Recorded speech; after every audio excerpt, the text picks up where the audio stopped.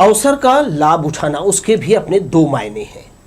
जैसा कि युवाओं को अवसर मिलता है सरकार की तरफ से, तो वो प्रतियोगी परीक्षाओं या रोजगार के जो मौके हैं वो पाकर आगे बढ़ जाते हैं। लेकिन जब बात महंगाई की आती है और बात क्राइसिस की होती है, तब कुछ लोग उसका बेजा फायदा उठाते हैं। यह है अवसर का लाभ उठाना। इन दिनों आप भी ट्रेनों की लेट लतीफ़ी और उसकी कम संख्या में चलने के कारण दूसरे जो है यातायात के विकल्प का आप उपयोग कर रहे होंगे, जैसे कि बसें। तो आजकल आपने देखा होगा कि किस तरह से ज्यादा रुपए लेकर आपको सफर कराया जा रहा है। तो आप इससे बचिए, अपने अधिकार को जानिए और किसी को बेजा अवसर का लाभ उठाने नहीं दीजिए। स्वागत है आपका, मैं हूं दिलीप जगवानी। लोकसभा टीवी पर आपका बहुत बहुत स्वागत है। आइए खबरों का सिलसिला शुरू करते हैं और सबसे पहले नजर डालते हैं हेडलाइंस पर।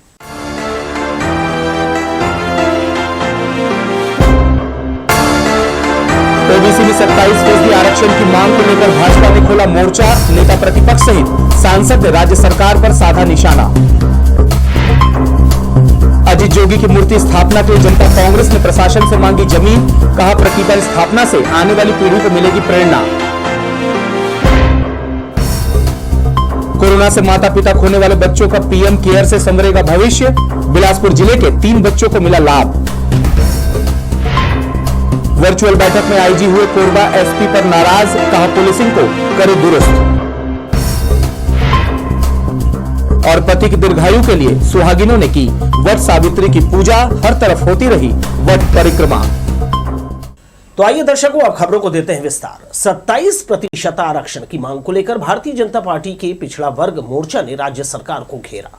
नेहरू चौक में 1 दिवसीय धरना प्रदर्शन करने नेता प्रतिपक्ष से लेकर सांसद और विधायक भी शामिल हुए। ओबीसी आरक्षण को लेकर भाजपा पिछड़ा वर्ग ने प्रदेश सरकार के खिलाफ मोर्चा खोल दिया है।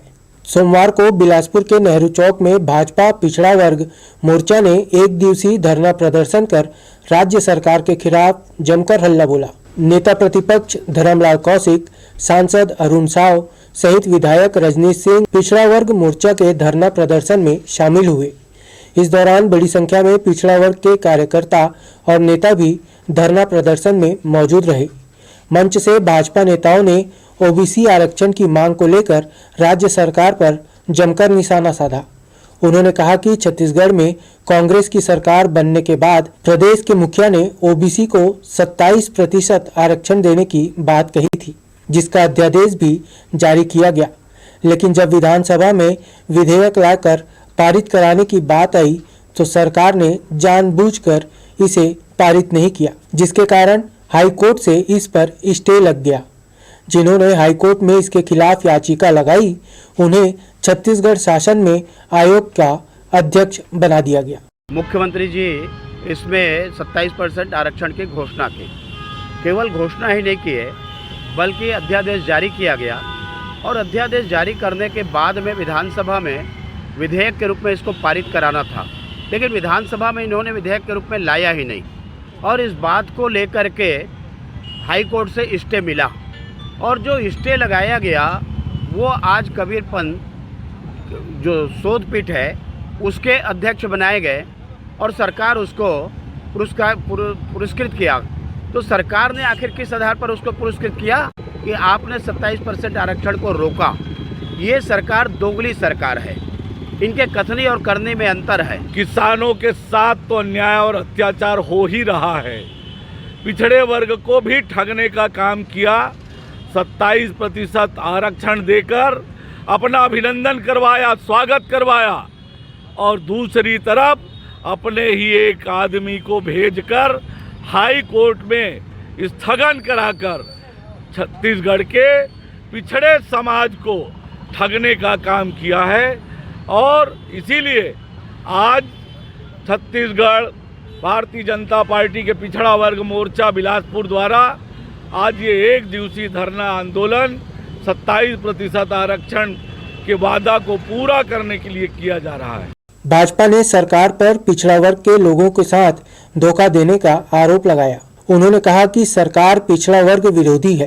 पिछड़ा वर्ग के बीच सरकार ने भ्रम फैलाने और उनका शोषण करने का काम किया है। भाजपा ने मांग की है कि सरकार अपना वादा निभाए या फिर गद्दी छोड़े। लोकसभा टीवी के लिए कैमरामैन सुशांत सिंह के साथ नीरज शर्मा, बिलासपुर। इधर राज्य शासन के निर्देश पर बिलासपुर एसडीएम पुलक भट्टाचार्य मंत्रालय के लिए रिलीफ हो चुके हैं। अब उनके स्थान पर कलेक्टर के निर्देश पर कोटा एसडीएम तुलाराम भारद्वाज ने बिलासपुर एसडीएम का पदभार संभाल लिया है। गौरतलब है कि तुलाराम भारद्वाज इसी तहसील कार्यालय में काफी समय तक तहसीलदार के रूप में एक अच्छे अधिकारी की छवि बनाकर कार्य किया था। स्थानांतरण के बाद वापस इसी कार्यालय में उन्हें अनुविभागीय अधिकारी की जिम्मेदारी मिली है। उम्मीद है कि उनके आने से राजस्व के लंबित मामले जो है निपटाने में तेजी आएगी। केंद्र सरकार के समान देय तिथि से महंगाई भत्ता स्वीकृत नहीं करने के विरोध में अधिकारी कर्मचारी फेडरेशन ने हड़ताल के संबंध में कलेक्टर को ज्ञापन सौंपा है। मांगे पूरी नहीं होने पर 29 जून से हड़ताल पर जाने की चेतावनी दी गई है। जैसे जैसे चुनाव नजदीक आ रहा है वैसे वैसे अब मुख्यमंत्री द्वारा किए गए वादों को पूरा करने के लिए अलग अलग संगठनों द्वारा हड़ताल धरना प्रदर्शन किया जा रहा है। चुनावी घोषणा पत्र में तो मुख्यमंत्री ने कई वादे किए थे, लेकिन अब तक उन कई वादों पर अमल नहीं किया गया है। सरकारी कर्मचारी अपने अलग अलग संगठनों के माध्यम से अपनी मांगों को पूरा कराने के लिए लामबद्ध हो गए हैं। इसी कड़ी में छत्तीसगढ़ कर्मचारी अधिकारी फेडरेशन बिलासपुर द्वारा सोमवार को केंद्र सरकार के समान देय तिथि से महंगाई भत्ता स्वीकृत कराने के संबंध में कलेक्टर को ज्ञापन सौंपा। अभी तक उनकी यह मांग पूरी नहीं की गई है, जिसके विरोध में वह आने वाले दिनों में हड़ताल पर जाने वाले हैं, जिसके संबंध में उन्होंने कलेक्टर को ज्ञापन भी सौंप दिया है। दुर्भाग्य है कि 1.5 माह तकरीबन हो चुके हैं और माननीय मुख्यमंत्री जी कई न्याय योजना के द्वारा अनेक कर्मचारी संघ, किसान संघ, मजदूर संघ सभी के लिए न्याय योजना लागू करके और उनको लाभ दे रहे हैं, किंतु 3 साल के शासन के बाद भी आज तक किसी भी कर्मचारी संघ के बारे में माननीय मुख्यमंत्री जी ने कोई ठोस पहल नहीं की है। हम लोग माननीय मुख्यमंत्री जी को आज ज्ञापन दे करके अनुरोध कर रहे हैं, 1 माह के समय सीमा के अंदर हम लोगों की जो मांगे हैं उसमें प्रमुख रूप से भी जो महंगाई भत्ता केंद्र के समान हमारा 34% होना चाहिए। अधिकारी कर्मचारी फेडरेशन के लोगों ने बताया कि यदि उन्हें केंद्र सरकार के अनुरूप महंगाई भत्ता नहीं मिला तो 29 जून से वह अवकाश पर जाकर रायपुर में महारैली करेंगे। यदि इसमें भी उनकी बातें नहीं सुनी गई तो 25 से 29 जुलाई तक अवकाश पर जाकर कलम बंद, काम बंद हड़ताल करेंगे और फिर भी बात नहीं बनी तो सभी अनिश्चितकालीन हड़ताल पर चले जाएंगे। प्रशासन को उनकी मांगों पर विचार करने की जरूरत है। कैमरा पर्सन जय साहू के साथ भूपेंद्र सिंह राठौर, लोकसभा टीवी, बिलासपुर। जनता कांग्रेस छत्तीसगढ़ के पदाधिकारियों ने छत्तीसगढ़ के प्रथम मुख्यमंत्री अजीत जोगी की प्रतिमा स्थापित करने के लिए जगह की मांग की है। इस संबंध में उन्होंने कलेक्टर को ज्ञापन सौंपा। छत्तीसगढ़ के प्रथम मुख्यमंत्री और जनता कांग्रेस छत्तीसगढ़ के संस्थापक अजीत जोगी की पहली पुण्यतिथि के अवसर पर पार्टी के पदाधिकारियों ने उनके प्रदेश भर में प्रतिमा स्थापित करने के लिए जगह की मांग की। जोगी कांग्रेस के पदाधिकारियों का कहना है कि पूर्व मुख्यमंत्री स्वर्गीय अजीत जोगी छत्तीसगढ़ के निवासी थे, जो गरीबी, लाचारी और बड़ी विषम परिस्थितियों में सरकारी स्कूल में पढ़ाई कर एक दक्ष gold medalist, engineer, professor, IPS और आईएएस तक बने। इसके साथ ही वे छत्तीसगढ़ के मुख्यमंत्री पद पर भी आसीन रहे। छत्तीसगढ़ी सभ्यता उनके रग रग में थी। उनका यह जीवन काल छत्तीसगढ़ के लोगों के लिए समर्पित रहा। ऐसे अपने नेता की प्रतिमा स्थापित करने के लिए पदाधिकारी जिला प्रशासन से जगह की मांग कर रहे हैं। सोमवार को जनता कांग्रेस छत्तीसगढ़ के ग्रामीण और शहर अध्यक्ष के नेतृत्व में कार्यकर्ताओं ने बिलासपुर कलेक्टर से जगह आवंटित करने मांग की है। प्रतिमा का स्थापना के लिए शासन जगह दे, हमको उपयुक्त जगह दे। हमको पैसा नहीं चाहिए उनसे, पैसा हम लोग अपने घर से अपना पेट काट कर देंगे और मूर्ति लगाएंगे। हमको शासन से पैसे की ज़रूरत नहीं, परंतु शासन से ज़मीन की ज़रूरत है और उसकी अनुमति की ज़रूरत है। तो हम माननीय कलेक्टर महोदय से यही निवेदन करने आए हैं कि सर, आप भी आईएएस हैं और वो माननीय जो इस दुनिया में नहीं है वो भी आईएएस थे। अरे कुछ तो आप मदद करिए, कुछ तो हम लोगों को, अजीत जोगी को लोगों की प्रेरणा बताइए, छात्र उनसे प्रेरणा ले सके कि एक गरीब लड़का आईएएस बन सकता है, तो मैं क्यों नहीं बन सकता हूँ। जनता कांग्रेस के लोग यहाँ पर आए थे, कल 29 तारीख को जोगी जी की द्वितीय पुण्यतिथि थी और हम लोग बिलासपुर शहर में उनकी मूर्ति स्थापना करना चाहते हैं, जिससे प्रशासन से उचित स्थान चाहते हैं। मूर्ति के लिए जो व्यय लगेगा वो हम लोग खुद स्वयं से करेंगे, पर एक जगह की मांग लेकर आज हम लोगों ने यहाँ पे ज्ञापन दिया है। पदाधिकारियों ने कहा कि श्री जोगी के जीवन के बारे में छत्तीसगढ़ के लोगों को जानकारी हो। उनकी जीवनी, परिश्रम और जनसेवा वाला भाव प्रतिमा के रूप में आने वाली पीढ़ी के लिए प्रेरणादायक रहेगी। लोकसभा टीवी के लिए कैमरामैन जय साहू के साथ भूपेंद्र सिंह राठौर की रिपोर्ट। आधुनिक जीवन शैली से हटकर युवाओं को गुरुकुल वाला अनुभव देने स्पीक मैके ने वर्कशॉप का आयोजन किया है। विविध कलाओं का ज्ञान देना आयोजन का उद्देश्य है। देश के उभरते और नामचीन शास्त्रीय कलाकार मार्गदर्शन करेंगे। कल्पना कीजिए, सूर्य निकलने से पहले बिस्तर छोड़कर आप योगा कर रहे हैं। देश के प्रसिद्ध वादक और गायक कलाकारों से कला सीख रहे। आधुनिक जीवन शैली से हटकर गुरुकुल वाला अनुभव देने स्पीक मैके ने वर्कशॉप का आयोजन किया है, जहां पूरे दिन प्रतिभागियों को सीखने को मिलेगा। आधारशिला विद्या मंदिर में आयोजित अनुभव 4.0 वर्कशॉप की जानकारी देने स्पीक मैके बिलासपुर चैप्टर के प्रमुख doctor Ajay Shrivastava press club आए थे। बच्चों को हम 3:30 बजे एक वेकअप कॉल देते हैं, सबके कमरे में खटखटाते हैं और उनको तैयार होके 4 बजे हम उनको तक योगा का जो हॉल है वहाँ आने के लिए कहते हैं।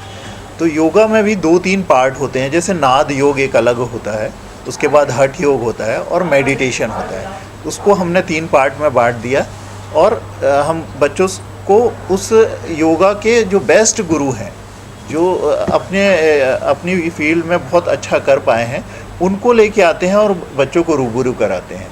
तो बच्चे उनसे अटैच होते हैं और उनको वाकई जिन बातों को हम कह रहे हैं वो अनुभव करने का अवसर प्रदान होता है। प्रेस कॉन्फ्रेंस में शामिल प्रसिद्ध पंडवानी कलाकार ऋतु वर्मा और कर्नाटक शैली के गायक कलाकार सुनील गार्गियन ने भी पत्रकारों से अपना अनुभव साझा किया।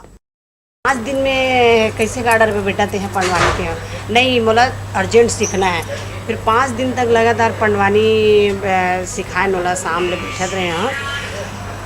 फिर द्रौपदी चिन्हरन के प्रसंग मतलब 5 मिनट के सीखी से वह और सीख के फिर एग्ज़ाम दे गई से भोपाल से, तो वहाँ मतलब निकल गए पंडवानी में। और तमुरा उमरा नहीं रही से मोर जगह तमुरा मांगी तो मैं कहते हैं लेक जब में का लगा हूँ ऐसे गई। तो वो हाँ मतलब इतना अच्छा अपन भाव एक्शन के प्रस्तुत करी तो वहाँ सफल मिली से। विविध कलाओं का ज्ञान देना आयोजन का मकसद है। रविवार से शुरू होकर वर्कशॉप 7 दिन चलेगा, जिसमें देश के उभरते हुए और नामचीन शास्त्रीय कलाकार मार्गदर्शन करेंगे। कैमरामैन सतीश साहू के साथ दिलीप जगवानी, लोकसभा टीवी, बिलासपुर। दक्षिण पूर्व मध्य रेलवे मुख्यालय से रेलवे अधिकारियों का तबादला आदेश जारी हुआ है, जिसमें परिचालन, कार्मिक और वाणिज्य विभाग के अधिकारी शामिल हैं। प्रकाश चंद्र त्रिपाठी को वरिष्ठ मंडल परिचालन प्रबंधक रायपुर से बिलासपुर में इसी पद के लिए स्थानांतरित किया गया।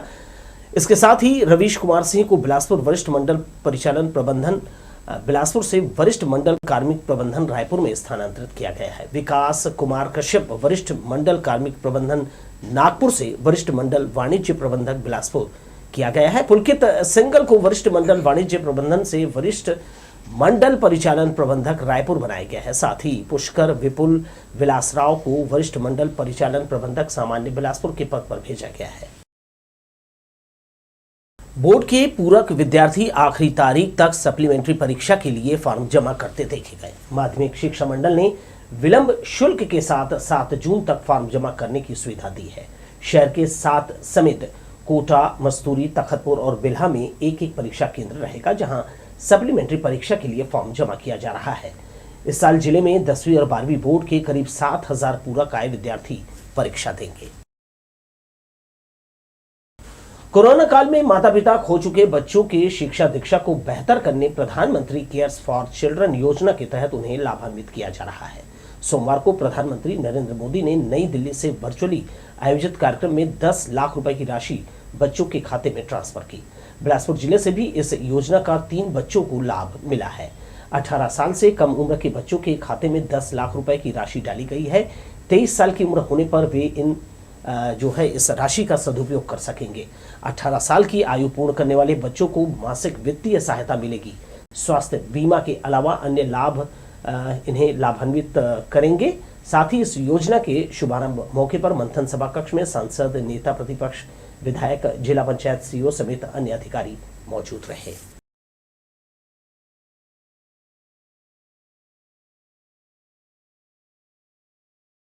कोरोना से मौत हुई है, ऐसे बच्चों की जिम्मेदारी देश के प्रधानमंत्री माननीय नरेंद्र मोदी जी ने, केंद्र सरकार ने उठाने का निर्णय किया और उसी के तहत बच्चों के जिनके माता पिता दोनों का देहांत कोरोना से हुआ, उनकी शिक्षा, उनका स्वास्थ्य, उनके भविष्य की चिंता केंद्र सरकार ने की और आज उसी के तहत बच्चों को हेल्थ कार्ड और उनके पासबुक ये आज वितरित किए गए। भारत सरकार उनके पढ़ाई का खर्चा भी वहन कर रही है। छोटे बच्चे हैं उनको पढ़ने के लिए 2000 और बाकी को 4000 रुपये। उसके साथ में एक उनको 50,000 रुपये की राशि दी जा रही है और उसके साथ में 5 लाख रुपए का उन बच्चे को इलाज की सुविधा मिलेगी। मैं समझता हूँ कि कोविड काल में जिन्होंने अपने माता पिता को खोए हैं, ऐसे बच्चों को आज इसकी आवश्यकता थी कि भविष्य उनका ठीक रह सके, पढ़ाई लिखाई उनका हो सके, इलाज उनका हो सके। इन सारी चिंताओं से मुक्त करने का काम प्रधानमंत्री जी ने किया है। सोमवार को जब रेलवे स्टेशन की पटरियों को हटाया गया तो उसके नीचे गिट्टी की बजाय पानी भरा पाया गया। पिछले कुछ समय से यहां गिट्टी गायब थी, जिसके कारण रेल परिचालन में इसका प्रभाव पड़ने की आशंका थी। ब्लॉक लेकर रेलवे कर्मचारियों ने इस काम की शुरुआत की। स्लीपर के नीचे गिट्टियां डाली जा रही है ताकि स्लीपर नीचे न दबने पाए। ये काम 3 से 4 दिनों तक किया जाएगा। देश में बिजली की कमी को जल्द पूरा करने के लिए कोयला परिवहन पर ज्यादा जोर दिया जा रहा है। कोयला परिवहन करने के लिए रोजाना मालगाड़ियों का परिचालन अधिक से अधिक कराया जा रहा है। यही वजह है कि एक्सप्रेस और लोकल ट्रेनों को रेलवे ने इन दिनों रद्द रखा है। बरसात सिर पर है, लिहाजा पलायन कर गए मजदूर अब वापस लौटने लगे हैं। इक्का दुक्का ट्रेनें ही इन रूट पर चल रही है, जिससे यात्रियों की जो है उसमें भारी भीड़ देखने को मिल रही है। सोमवार को जब संपर्क क्रांति एक्सप्रेस बिलासपुर स्टेशन पहुंची तो पलायन से लौटने वाले मजदूरों की भीड़ स्टेशन में नजर आई। उधर 67वें राष्ट्रीय रेल सप्ताह पुरस्कार में उत्कृष्ट कार्मिक प्रबंधन के लिए दक्षिण पूर्व मध्य रेलवे और पश्चिम मध्य रेलवे जबलपुर को संयुक्त रूप से रेल मंत्री अश्विनी वैष्णव ने कार्मिक प्रबंधन क्षमता शिल्ड प्रदान किया।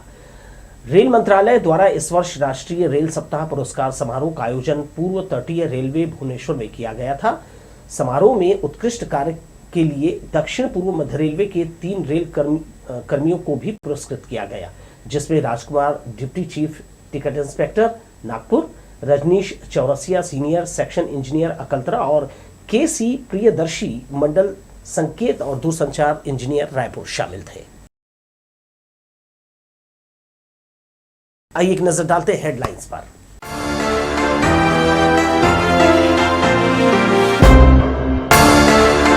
ओबीसी में 27% आरक्षण की मांग को लेकर भाजपा ने खोला मोर्चा। नेता प्रतिपक्ष सहित सांसद ने राज्य सरकार पर साधा निशाना।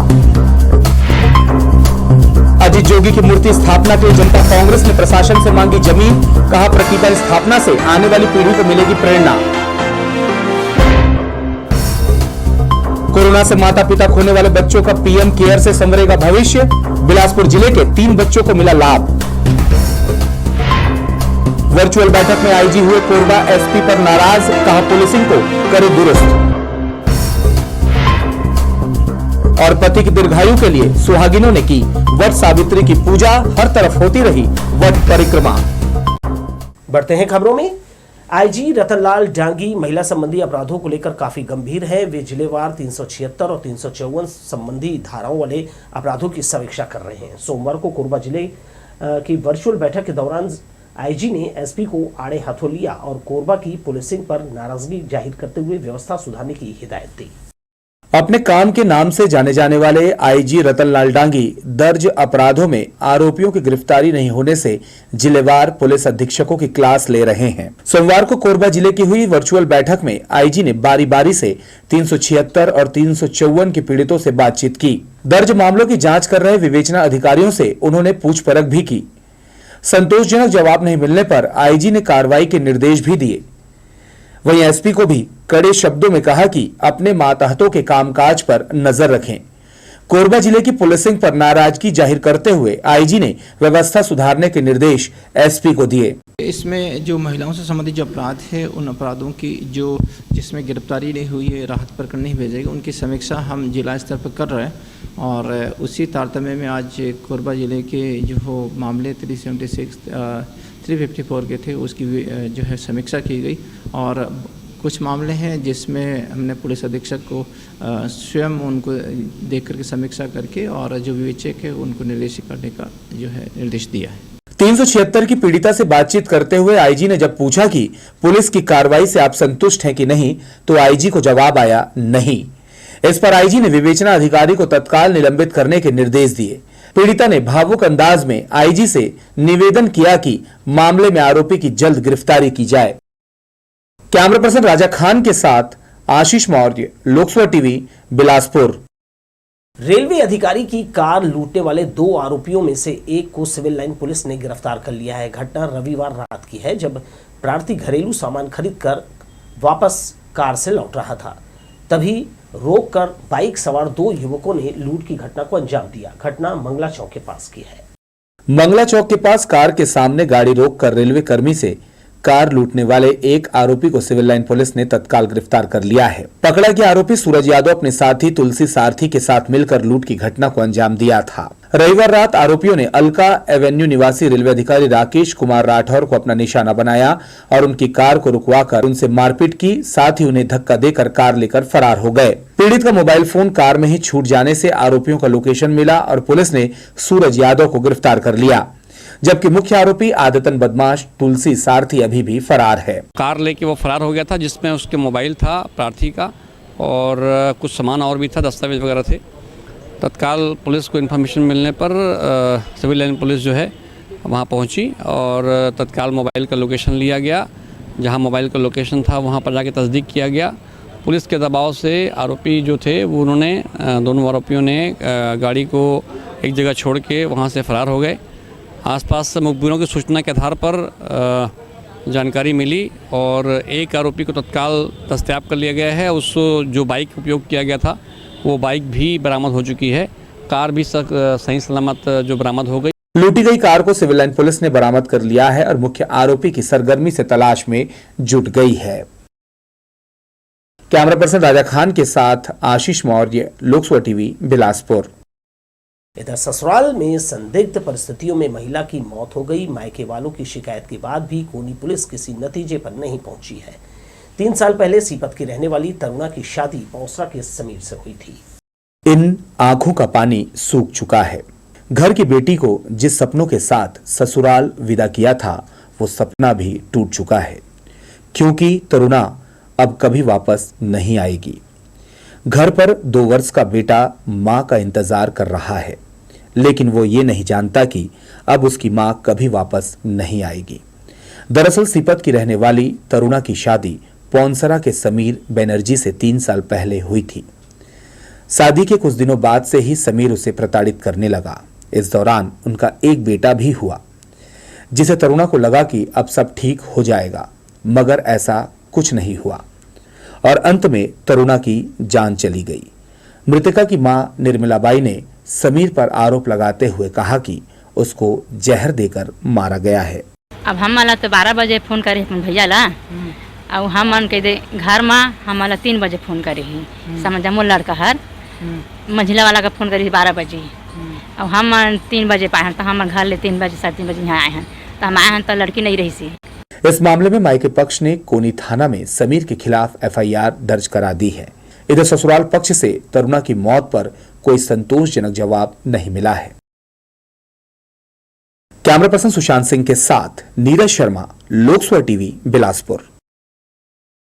वट सावित्री व्रत को लेकर सौभाग्यवती महिलाओं में खासा उत्साह देखा गया। 16 श्रृंगार कर पूजा की थाली सजाए महिलाएं वट वृक्ष की छांव तले पहुंची और विधिवत पूजा अर्चना की। वृक्ष के चारों ओर परिक्रमा करते हुए हल्दी में डूबे जो कच्चा सूत है वो लपेटा और अखंड सौभाग्य का वरदान मांगा। इस दौरान व्रतियों ने सत्यवान सावित्री की कथा सुनकर पति की लंबी उम्र और सुखी जीवन की कामना की। वट सावित्री की पूजा को लेकर सोमवार को सुबह से ही व्रतियों की भीड़ जुटी रही। शहर के अलग अलग जगहों पर पौराणिक मान्यताओं के अनुसार महिलाएं वट वृक्ष की पूजा करती देखी गईं। पतिव्रता सावित्री ने पति का प्राण हरने आए यमराज से जिद कर वट वृक्ष के नीचे ही पति के प्राण वापस लौटा ली थी।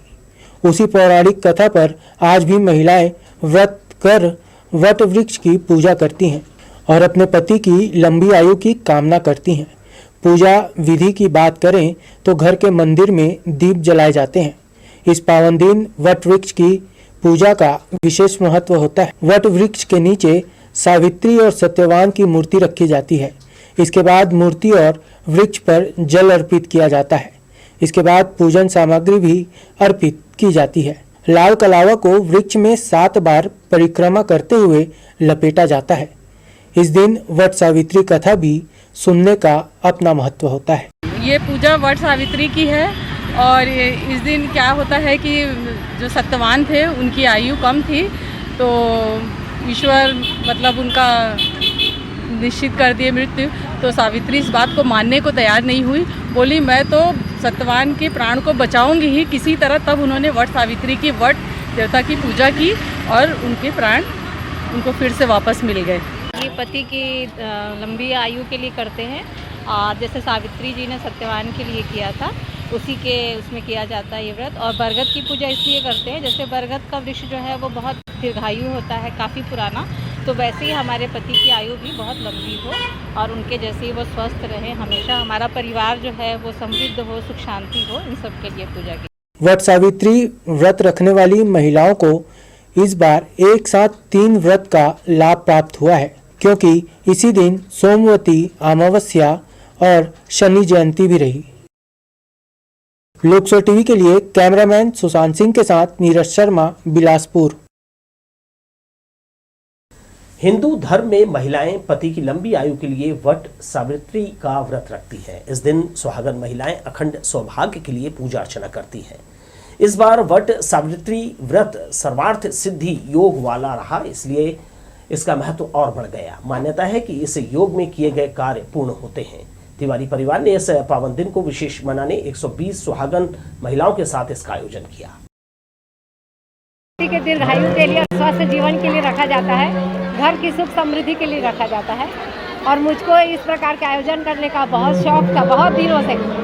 तो अभी मेरे बेटे अभिनव और अंशिता की शादी हुई है, तो उनका पहला वट सावित्री व्रत है। तो मैं चाह रही थी कि ऐसा आयोजन करूं, तो सौभाग्य से सबके सहयोग से ये आयोजन संपन्न हो रहा है। शादी के बाद पहला वट सावित्री का पूजा है, तो हम लोगों ने एक नया सोच लाया और सोचा कि 120 जैसे 120 फेरियां ली जाती हैं, तो हमने सोचा कि 120 औरतों सुहागन औरतों को बुला के एक साथ एक छत के नीचे पूजा की जाए और अखंड सौभाग्य पाने का हम लोगों ने ये अवसर पाया है और सबने बढ़ चढ़कर हिस्सा लिया है। वट वृक्ष को आध्यात्मिक और वैज्ञानिक दृष्टिकोण से बहुत ही महत्वपूर्ण माना गया है। ये वृक्ष वातावरण को शुद्ध और शीतलता प्रदान करता है।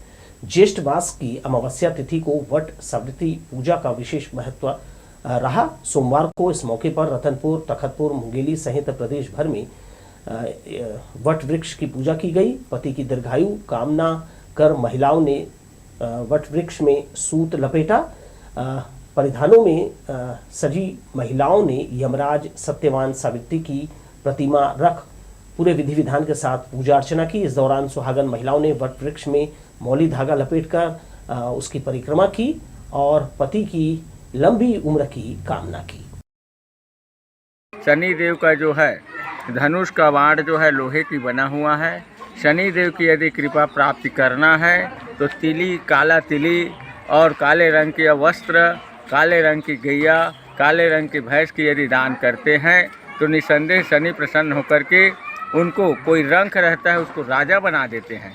आज जो है ज्येष्ठ मास के अमावस्या तिथि को उनकी जन्म हुआ था शनिदेव का, और इस शनिदेव के आज शुभ अवसर पर वट सावित्री की व्रत है। वट सावित्री पूजा की तैयारी पूरे धूमधाम से सुबह से हम लोग इसकी तैयारी में जुट जाते हैं। इस पूजा में हम लोग फूल, माला, गुलाल और सुहाग की पूरी सामग्री और उसको फल लेके हम लोग आते हैं और यहाँ पे वट वृक्ष के नीचे हम लोग पूजा करते हैं। और यह पूजा सावित्री ने सत्यवान के लिए, उसकी लंबी आयु के लिए यमराज से अपनी प्रतिमा पाने के लिए किया था। आदि कर सभी सामग्रियाँ इकट्ठा करके 3-4 महिलाएं मिलकर हम वर पेड़ की पूजा करने के लिए आए। वहाँ पहले से ही सभी महिलाएं काफ़ी इकट्ठा थी। पहले वर पेड़ की पूजा की, उसके बाद सती सावित्री सत्यवान की पूजा की, उसके बाद सब पूजा समाप्त करने के पश्चात 108 फेरियां कच्चे सूत के साथ लगाई। 50 साल का बूढ़ा ट्रैक्टर लोक निर्माण विभाग को अपनी सेवाएं दे रहा है। वर्ष 1972 में शोरूम से निकला ट्रैक्टर मध्य प्रदेश आरटीओ से मिले नंबर की तख्ती लिए शहर की सड़कों में घूम रहा है। चालक ने जर्जर मशीन पुर्जे गिरने से बचाने इसे रस्सी और कपड़े की पट्टियों से बांध रखा है। पीडब्ल्यूडी संभाग क्रमांक 1 में ड्राइवर शंकर सिंह पिछले 19 साल से ये ट्रैक्टर चला रहा है। वो खुद 2.5 साल बाद रिटायर हो जाएगा, जबकि इस ट्रैक्टर को कब का रिटायर हो जाना था। जल निकासी के लिए कश्यप कॉलोनी और जवाली नाला के बीच एक नया नाला बनाया जा रहा है। बाद में इस पर सीसी रोड तैयार किया जाएगा। जमीन विवाद के कारण निर्माण कार्य काफी समय से बंद था। बारिश का मौसम शुरू होने वाला है, इसे देखते हुए ठेकेदार 120 मीटर नाला का एक हिस्सा जल्दी तैयार करने में लगा है। इसके बन जाने से बड़ी आबादी को जल जमाव से राहत मिलेगी और क्षेत्र में नए वैकल्पिक मार्ग की सुविधा हो जाएगी। आप लोक स्वर टीवी पर खबरों का आनंद लेते रहिए। मुझे दीजिए विदा। नमस्कार।